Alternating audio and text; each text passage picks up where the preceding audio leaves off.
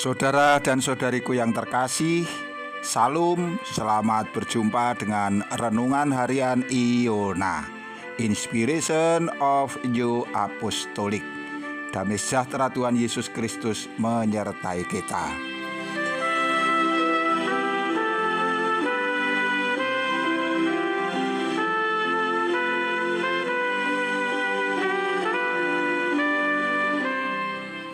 Kita akan membaca dasar firman untuk renungan kita terambil dari 2 Korintus pasal 5 ayat 10. Sebab kita semua harus menghadap tahta pengadilan Kristus, supaya setiap orang memperoleh apa yang patut diterimanya sesuai dengan yang dilakukannya dalam hidupnya ini, baik ataupun jahat.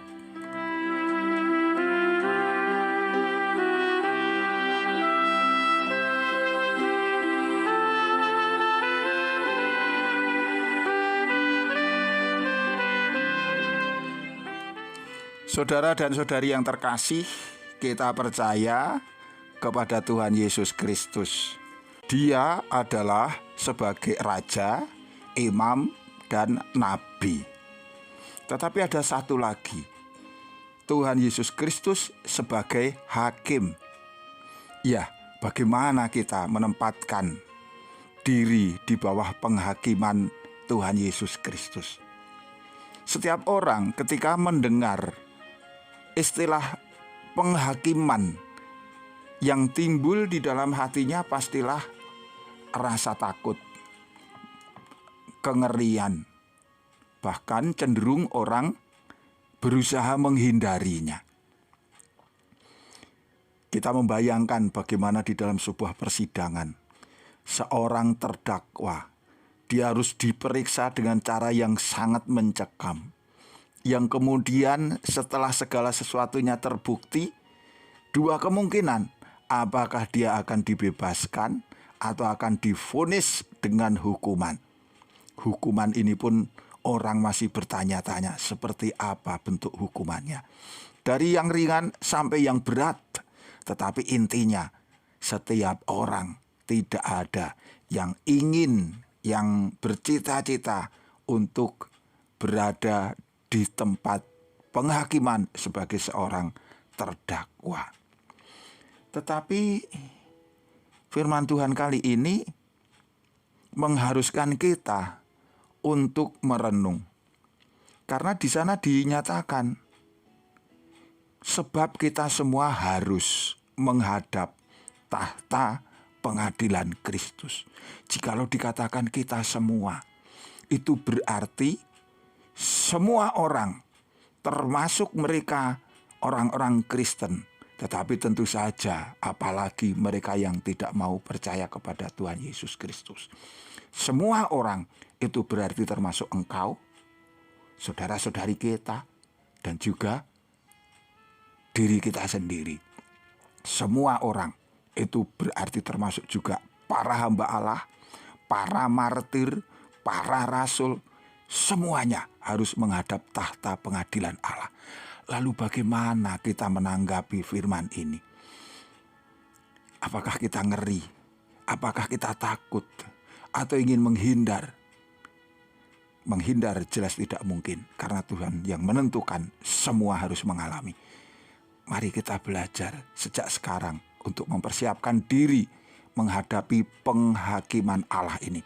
Agar kita tidak memiliki rasa takut, agar kita tidak gentar, tetapi kita dapat menghadap tahta Allah dengan keyakinan Allah akan membebaskan kita.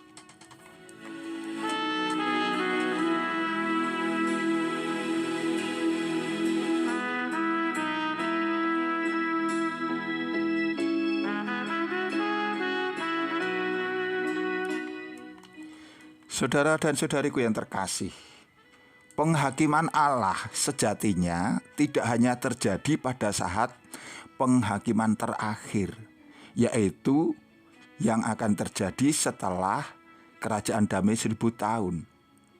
Tetapi penghakiman Allah itu bahkan sudah akan terjadi nanti saat Tuhan Yesus datang ke muka bumi untuk yang kedua kalinya. Tapi mari kita lihat, sejak awal keinginan Allah adalah menyelamatkan semua manusia. Keinginan Allah adalah agar semua manusia itu memperoleh jalan masuk kepada kehidupan yang abadi. Tetapi semua akhirnya tergantung kepada manusia itu sendiri. Apakah dia mau memanfaatkan waktu kemurahan yang disediakan Tuhan. Karena sejatinya pewartaan akan penghakiman ini bukan hendak menakut-nakuti kita, bukan untuk membuat kita ngeri kepada rencana Allah, tapi justru sebaliknya. Allah ingin menunjukkan ada waktu untuk kita bertobat, ada kesempatan untuk kita mempersiapkan diri agar kita tidak menjadi takut terhadap penghakiman Allah, agar kita dapat memperoleh kemurahan Allah, sehingga tatkala hakim yang yaitu adalah Tuhan Yesus Kristus sendiri melihat engkau, Ia akan tahu jerih lelahmu, usahamu untuk mengikuti apa yang menjadi kehendak-Nya.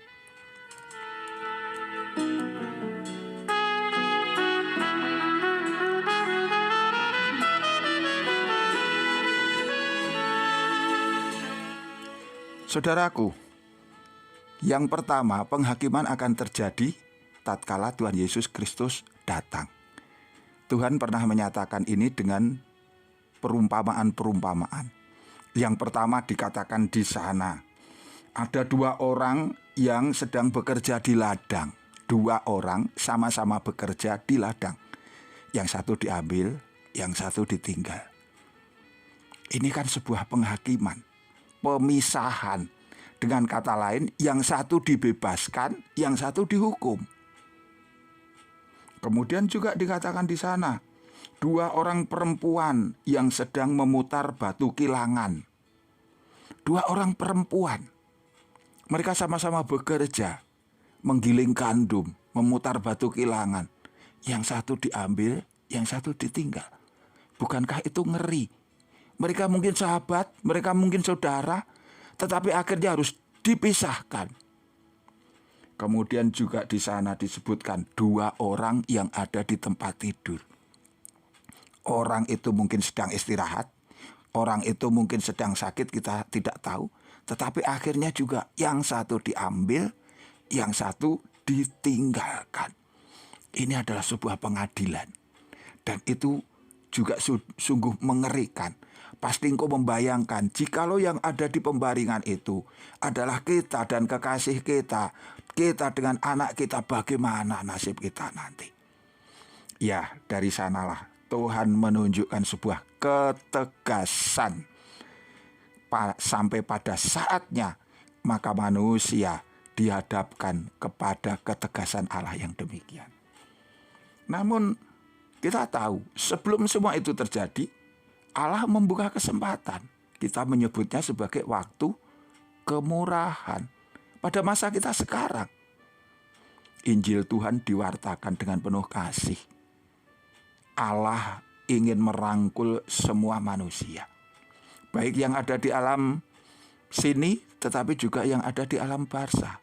Kesempatannya sama setiap orang itu untuk mereka dapat ambil bagian di dalam keselamatan, untuk dapat menghadapi tahta pengadilan Allah, penghakiman dengan berbesar hati, dengan tidak takut, dengan tidak gentar, yaitu apabila mereka mau percaya kepada Yesus. Karena yang akan berdiri sebagai hakim siapa? Yesus. Kalau Yesus sudah menaruh perkenan hatinya kepada kita, kita pasti akan dibebaskan. Caranya, mari kita menjalani hidup sesuai dengan kehendak-Nya. Konsisten dengan panggilan iman kita.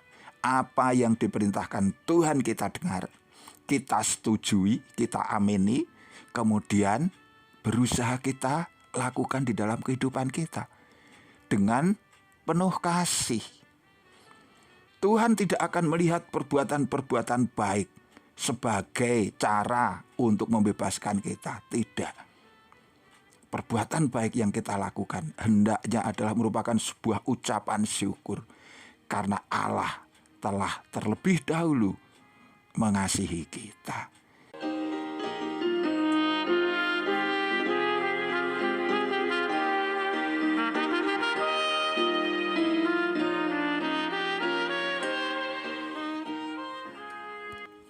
Saudaraku, pengadilan yang pertama saat kedatangan Tuhan Yesus Kristus adalah menjadi tujuan iman kita yang utama. Jangan sampai kita sebagai jiwa yang sudah dipanggil Tuhan menyia-nyiakan kesempatan itu. Karena kalau kemudian kita menjadi yang ditinggal oleh Tuhan Yesus Kristus tatkala Tuhan datang, kita masih akan menghadapi proses penyelamatan. Kesempatan diselamatkan masih ada, tetapi itu sungguh sulit, berat, dan menyakitkan. Kita harus melewati fase-fase kesengsaraan. Kita harus melewati bagaimana iblis nanti mengamuk.